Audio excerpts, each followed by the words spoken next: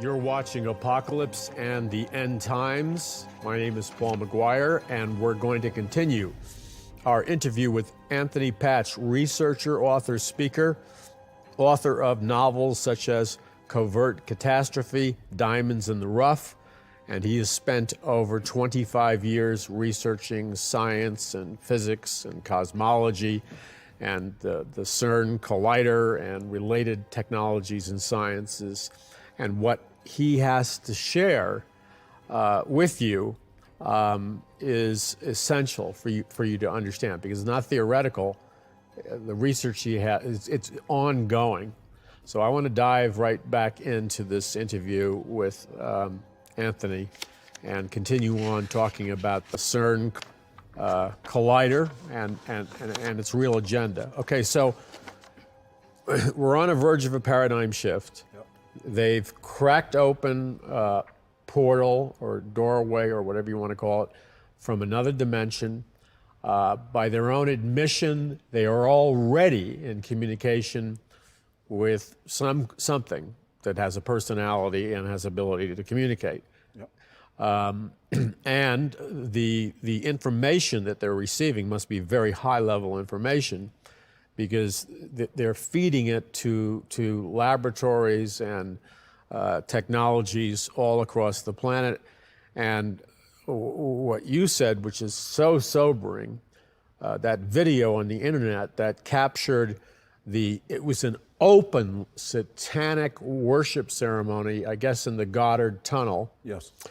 And I saw it and I was like, my mouth hung open, because it was so in your face, Luciferian and satanic. I would say we've probably not seen something that bold in the mainstream media. No, we haven't. In our lifetime. No. And you know, there's been an escalation, and it keeps getting faster and more bold and more prominent.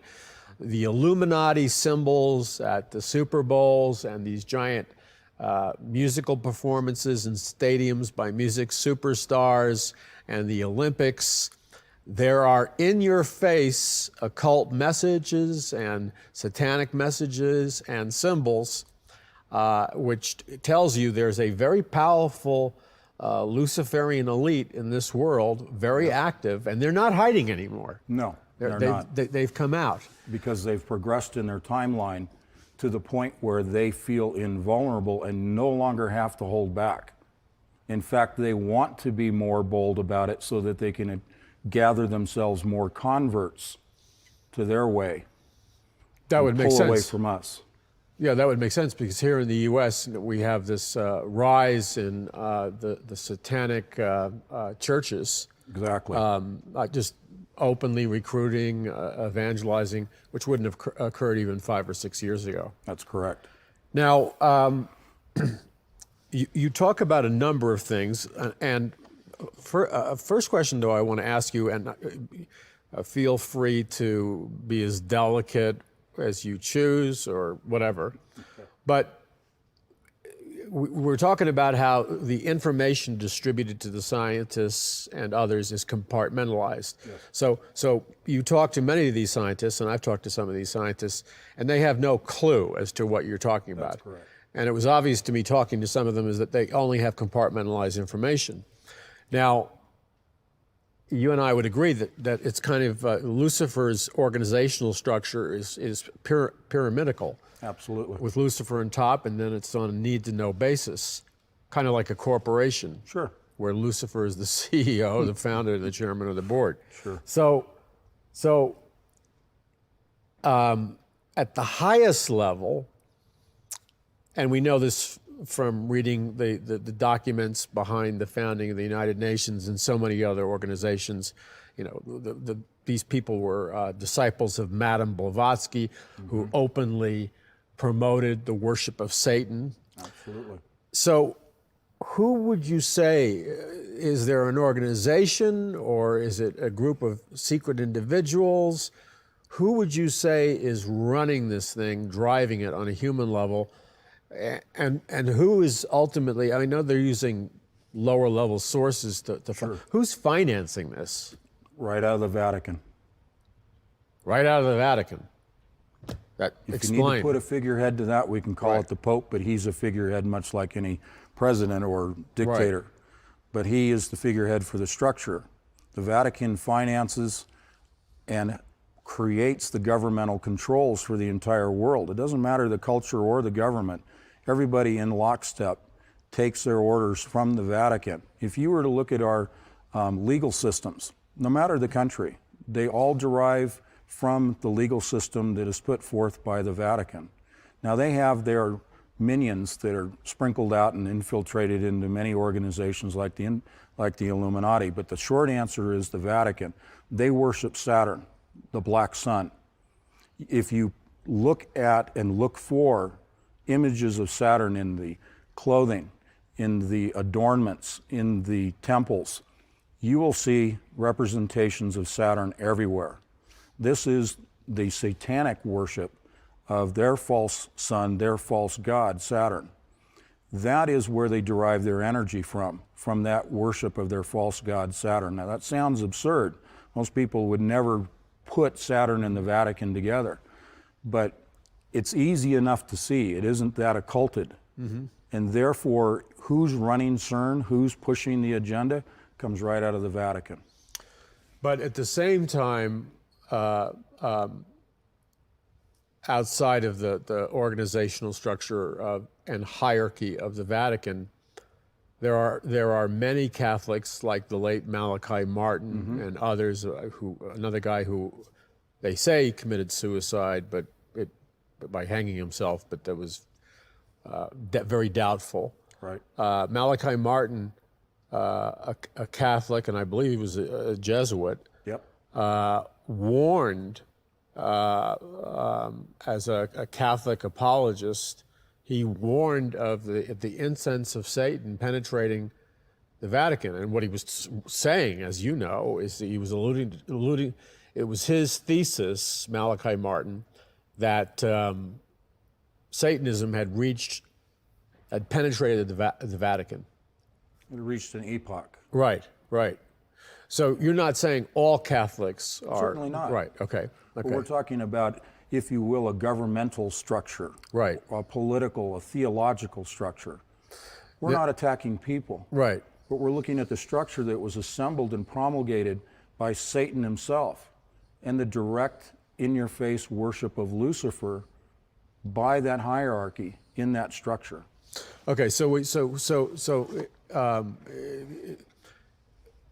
it's interesting to me because I get emails from everybody, and you have one segment saying it's the Jews who are responsible for all the evils in the world, and sure.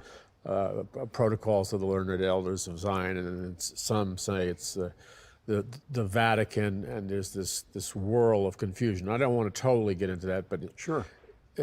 It is interesting, though, that the Vatican has had a number of spokesmen, and I believe the current Pope recently made a statement, and tell me if you know the statement, alluding to the fact of some kind of extraterrestrial mm-hmm. alien visitation. Mm-hmm. Tell our viewers about that. Well, he's come right out. The short response is that he said that should we be visited or discover or communicate with, quote, aliens, which is a broad stroke term in itself, mm-hmm. he would welcome the opportunity, and I'm paraphrasing, to baptize another form of life, aliens.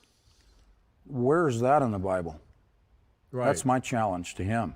And there's been a number, they have as I understand it, some kind of Vatican ambassador, that's not probably the right word, program for ETs. Sure, and the UN. We have a UN spokesperson for the visitation by aliens, that person, I forget her name at the moment, but she is our world representative. Take me to your leader scenario.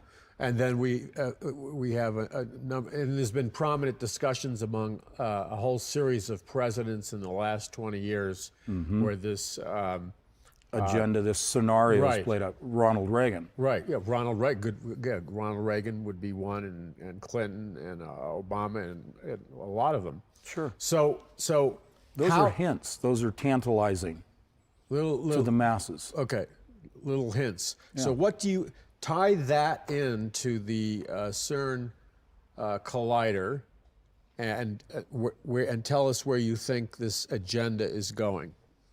Well, I think we've addressed it to the extent Okay. of opening the portal to communicate. Let's talk about maybe Okay. someone else that everyone will recognize. Sure. That's Dr. Stephen Hawking, Yes, one of the okay. most renowned Great. particle physicists in the world, a mathematician. Okay. He made the statement, I'll paraphrase, but he said, we're addressing the agenda, the purpose of CERN. He said, you do not want to open this interdimensional gateway because you don't know what's going to come through. So would he have been?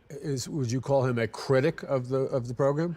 I would, in the sense of their goal of disturbing the fabric of space. Right. Because he said that if we are able to tear the veil, to go to the hadron, the God particle, I'm sorry, I'm losing the track. The God particle being a hadron, being a particle that they were trying to achieve the discovery of through the collision of particles. He said that... Is that particle called the hadron? Well, that it is a particle, the God particle. I'm losing my train of thought there for a moment. Let's just suspend that for a moment. Yeah, Higgs boson. Sorry, got a lot swirling in the head. So the Higgs boson. Oh, yes, right. They allegedly discovered this in the latter part of 2012 and into 2013. He said that if you disturb the Higgs field, which is part of this Higgs boson scenario, you could disturb that enough that you would create vacuums, a vacuum bubble that would envelop at the speed of light, not only this planet, but in the entire universe. Now, this is coming from an eminent scientist, mainstream scientist who's saying this. Who's an atheist. He's an atheist. Right. Now, that hasn't happened. It hasn't played out yet since the discovery of the Higgs boson, and I apologize for the lapse, but what he is addressing is this rift, this opening of this portal, this interdimensional gateway, because he recognizes that there are entities on the other side that should not be in our realm, that barrier needs to be maintained. Wait. Stephen Hawking recognizes that there Yes. are entities? Yes. And did he use the word entities or a similar word? He uses unknown energies. Unknown energies. Right. But he's referring to entities. In our parlance. Okay, in our parlance. So he's concerned about unwanted visitors, Yep. a home invasion, if you will, Sure. from another dimension Yep. by entities. That's correct. He's not the only one that's raised that issue. Okay. Not necessarily vacuum bubbles, but this communication and this opening. So there are enough atheist-oriented scientists out there who've been suppressed, but you can find their statements on the internet.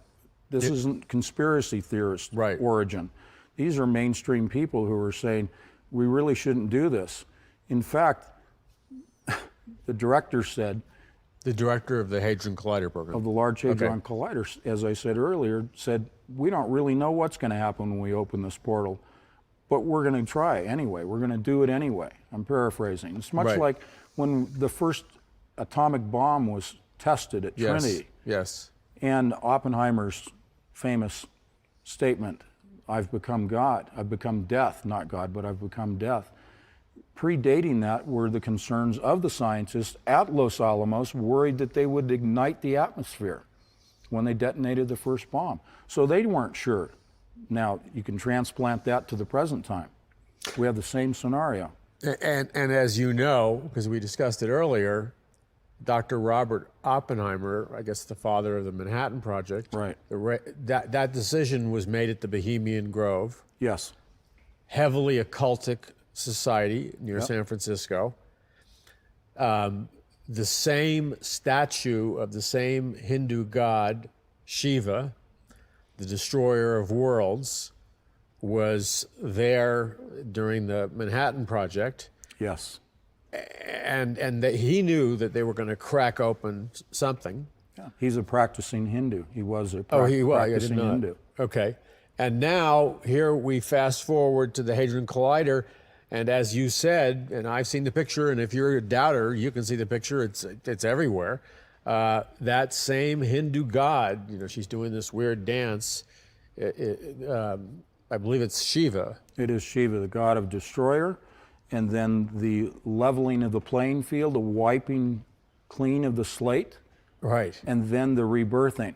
That's Right. the three-step process that she's a duality, That's right, represents, right. and that speaks to the movement of transhumanism we see today. Right. But also the geometry of the statue is replicated in the machine itself in the form of the geometric configuration of the detectors that are analyzing the particles when they collide. Wow. So the geometry is there, which speaks to sacred geometry and numerology that's employed here as well. This deception and what is happening with the collider, you talk about the golden age of Chronos. Just tell our viewers what the golden age of Chronos is. Well, this is their belief system. This is what is driving this agenda. There's this myth, if you will, that prior to the configuration of our solar system, our planetary alignments and pathways, that Saturn, Earth, and Mars were conjoined. They were enveloped in a plasma envelope, and this is part of the electric universe. Right. In a plasma it's part of universe, the electric universe and define electric universe to our viewers. Well, there's a gravity model of the universe which we can assign to Einstein as a figurehead. And there's an electric model that we can assign a figurehead of Tesla to. Yes, Nikola Tesla. Nikola Tesla, thank you. Who, by the way, in Colorado Springs was his laboratory. Right. We're right here. We're in the home of Tesla. So it's perfect that we're talking about this. Wow. Tesla understood that the mechanisms of the universe were electromagnetic. We're talking about electricity, we're talking about magnetism, we're talking about ionized gas filling the void of space, which is the ether that he spoke of, exactly, what we would call plasma today in the laboratory. That's what fills the universe. And so comprised or contained in the plasma are electric fields and lines of magnetic force. This is what holds everything in alignment in terms of the planetary orbits. But specifically, the golden age of Chronos was a time when Saturn, Earth, and Mars traveled together towards the solar system, and then not gravitationally, but through magnetism, electromagnetic attraction, those three planets, our own included, were drawn into close proximity of the sun. There was massive electrical discharges that took place that disrupted this plasma envelope, that disrupted this conjoining and alignment of the three planets. But prior to that discharge taking place and disruption, the three came together, the other planets and the sun that we know, and there were human beings that observed in the heavens plasma discharges taking place and the three planets in alignment above the Earth, stair-stepped up, and connected by electrical discharges, plasma discharges called Birkeland currents. Now, this is replicated in the Bible and described as Jacob's ladder, this Birkeland current connecting electrically all of the planets, including these two, Mars and Saturn, but also Venus was part of this new alignment. This is all replicated and inscribed in stone, in caves and in pyramids of diverse cultures who allegedly had no form of communication between them across the planet, but you see the exact same hieroglyphs and inscriptions depicting and recording what they see in the atmosphere, in the heavens, the planetary alignments, and these electrical discharges. So that is the foundation for the theory that the universe is electromagnetic, more specifically, as opposed to gravity. Gravity is 10 to the 39th power, weaker than electromagnetism. What you're saying is mind-blowing, fascinating, but you're not. This is not a conspiracy theory. It's not speculation on your part. It's based on research. That's correct. And I had the opportunity to converse about some of these things with one of the leading Satanists in the world. Really? Who, I want to be delicate about what I say, but a very high-level scientist as well. Okay. And we had kind of an intellectual discussion. Brilliant man. And he would agree with probably most of what you said. And he said to me, the problem I have with Christians is that they don't discuss prehistory. But There you go. But you just talked about prehistory. That's correct. Now, Now, let me underscore real quick. Yeah. Not my belief, their belief. And I assign it to the world of mythology. Okay. I don't find this in Scripture. Okay. But we do see their practice of their worship of the black sun. Yes. You mentioned the Nazis sort of offhand there. The Vril force. Exactly, the Vril society. So Right. when we look at the hidden agenda, we have to look at Saturn and the worship of Saturn, again, the Vatican, but we can put it to the science now. And they believe that with the Large Hadron Collider, they can reconnect electrically in a more profound fashion than exists electrically now with Saturn. All the planets, everything communicates electrically already in the electric model of the universe. But they want to establish a profound plasma conduit, I call it, A plasma conduit, okay. between Earth and Saturn, because they believe they can tap into both spiritual and physical energy from Right. that planet for their use here on this planet, and From it all Saturn. plays in Saturn. Right. So, Yeah.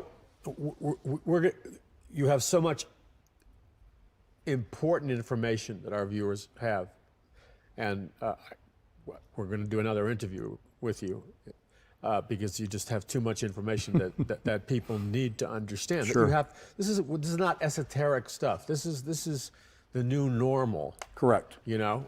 It is.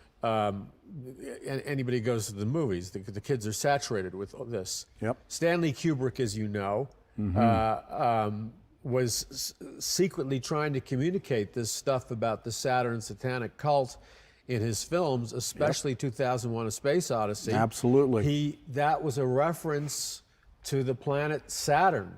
Yes. And these black obelisks and alchemical magic, and he was involved in I don't know if you can say good Freemasons, bad Freemasons, but he was obviously involved in some kind of occultic belief system. Yes. But he was very much opposed to this Saturn death cult, as he called it, and he tried to communicate it through symbols and language in his movies. Yes, he did. I've done a lot of research in similar areas to you, and I want to pick this up on the next program. I don't know what your feeling on it is, but I am convinced that the Tower of Babel was an astrological tableau where they observed the host of heaven looking for the stuff that you're talking about. Yep. But I'm also convinced that the Tower of Babel was an interdimensional stargate or portal which allowed for the entrance of interdimensional beings. Totally agree with you. And so when I read your research, preparing for the program a number of weeks ago, I was like, not delighted that this was happening, but it was like... It was a confirmation. Yes, it's like, oh, here's a man who's done research in this area, and he's coming to this conclusion. So, I mean, this may sound like science fiction to you, but it's not science fiction. It would have sounded like science fiction to have a cell phone and an automobile and a jet 200 years ago. Sure. But the world changed. It's now normal. The world is changing right now, and as Anthony said, we are going through the most radical change in the history of civilization. And in your lifetime, should the Lord tarry, we will be in this world that you're talking about, and we will be dealing with these realities. So you need to be equipped. And if you're a skeptic, great. Do your homework. Please do. Send this show, Apocalypse and the End Times, to your friends, because intelligent people with open minds, they want to know, they want something of substance. And that's a great method of evangelism. So again, I want to thank you, Anthony, for a mind-blowing interview. And we're going to be back with Anthony Patch in the next Apocalypse and the End Times. I'm Paul McGuire. God bless you. And remember, God has not given us a spirit of fear, but of power, love, and a sound mind.